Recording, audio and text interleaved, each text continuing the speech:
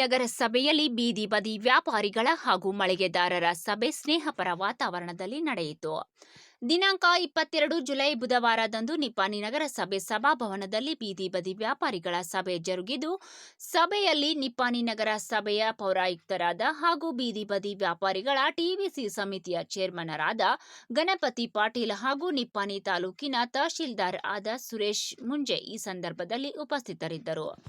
ಪೌರಾಯುಕ್ತರು ಸಭೆಯಲ್ಲಿ ಬೀದಿ ಬದಿ ವ್ಯಾಪಾರಿಗಳು ರಸ್ತೆ ಮೇಲೆ ಕುಳಿತು ವ್ಯಾಪಾರ ಮಾಡದೆ ವ್ಯಾಪಾರ ಮಳಿಗೆಗಳನ್ನು ನಿರ್ಮಿಸಲಾಗಿದ್ದು, ಆ ಸ್ಥಳದಲ್ಲಿ ಕುಳಿತು ವ್ಯಾಪಾರ ಮಾಡಲು ತಿಳಿಸಿದರು.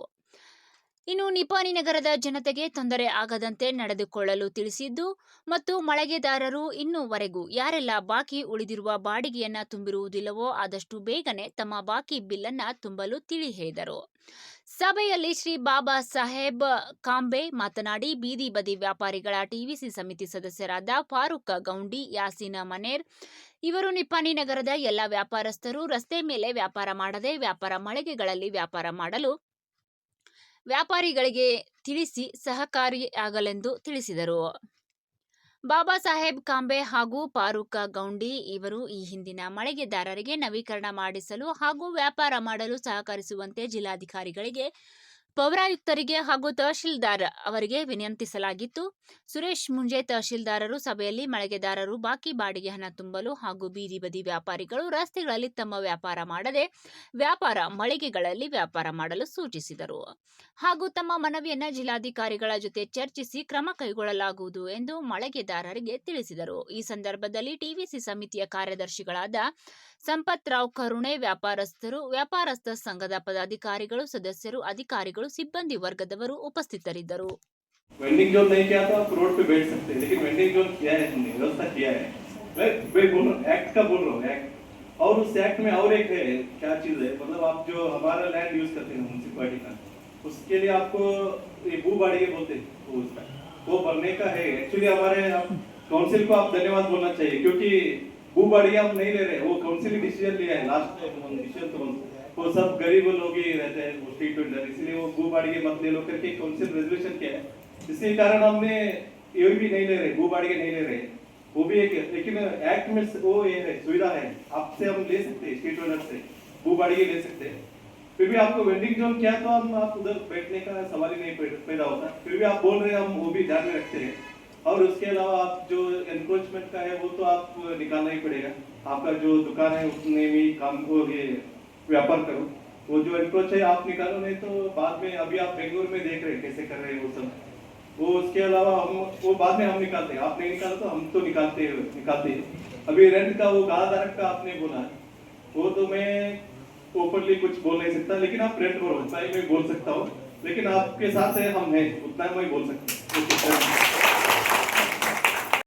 ಮುಂದೆ ಕೊಟ್ರ ನಾ ಕೊಡ್ತೀನಿ ಅಂತಕ್ಕಂಥದ್ದು ಎಷ್ಟು ಮಟ್ಟಿಗೆ ಸರಿ ಅಂದ್ರೆ ನೀವು ಗಾಡಿದಾರ ಅಂತಲ್ಲ, ಸುಮ್ಮನೆ ಹಾಗೆ ಕಾಮನ್ ಆಗಿ ಈಗ ನಾವು ಅಂದ್ರೆ ನೀವು ಈಗ ಒಂದು ಲಕ್ಷ 1.5 ಲಕ್ಷ ಇಟ್ಟಿದ್ರೆ ನೀವು ಆ್ಯಸ್ ಮೇಲೆ ಅದು 1,000 1,500 500 ಕಟ್ಬೇಕು ಬಂದ್ರೆ ಆ ಸಮಸ್ಯೆ ಇರ್ತಿರ್ಲಿಲ್ಲ.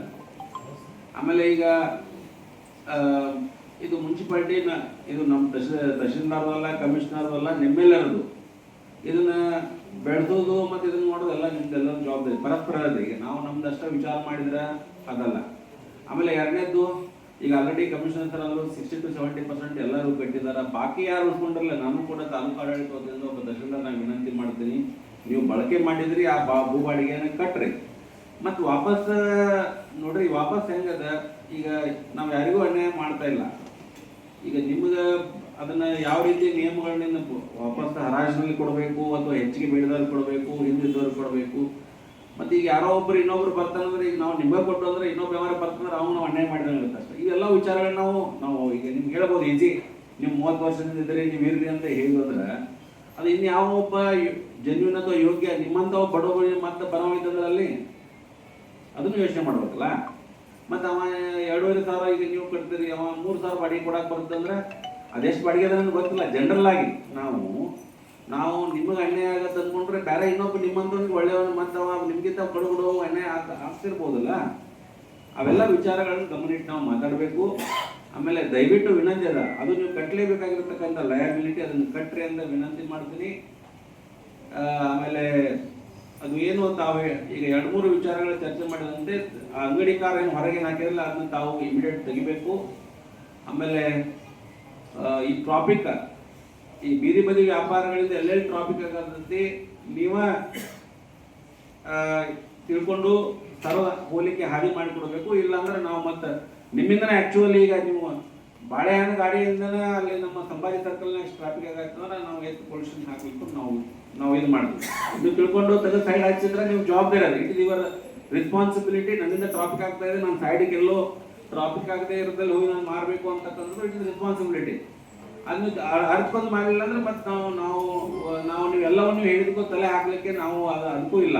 ನಮ್ಗೆ ಯಾವ ಥರದಿಂದ ನಾವು ಮಾಡ್ಬೇಕಾಗತ್ತೆ ಇದನ್ನ ಹೇಳುತ್ತಾ. ಆಮೇಲೆ ಇದೇನು ಕಂಟಿನ್ಯೂ ಮಾಡೋದ್ರ ಬಗ್ಗೆ ನಿಮ್ಗೆ ಒಂದಿಷ್ಟು ಅದರೊಳಗೆ ಪ್ರಯಾರಿಟಿ ಕೊಡಲಿಕ್ಕೆ ನಾವು ಏನಾದರೂ ಸಾಧ್ಯ ಇರ್ತಕ್ಕಂಥದ್ದು ಚರ್ಚೆ ಮಾಡಿ ಹೇಳಿದ್ರಲ್ಲ, DC ಸಾಹೇಬ್ ಜೊತೆ ಚರ್ಚೆ ಮಾಡಿ ಏನಾದರೂ ಚರ್ಚೆ ಮಾಡಿ ಏನು ಮಾಡ್ಲಿಕ್ಕೆ ಸಾಧ್ಯದ ನಾವು ಮಾಡ್ತೀವಿ. ಬಟ್ ಫೇರ್ ಪ್ಲಾಟ್ಫಾರ್ಮ್ ಎಲ್ಲರಿಗೂ ಇರಬೇಕಂತ ಹೇಳುತ್ತಾ ತಾವೆಲ್ಲ ತಮ್ಮ ಸಲಹೆ ಸೂಚನೆಗಳು ನೀಡಿದ್ರೆ ಅದೆಲ್ಲ ಸ್ವೀಕಾರ ಮಾಡಿ ಈ ಸಭೆಯಲ್ಲಿ